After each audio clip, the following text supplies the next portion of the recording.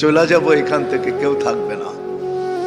যিনি থাকার উনি যখন থাকেন নাই, কারো কাছে মালাকুল মউত অনুমতি নিয়ে আসে নাই, আসবে না।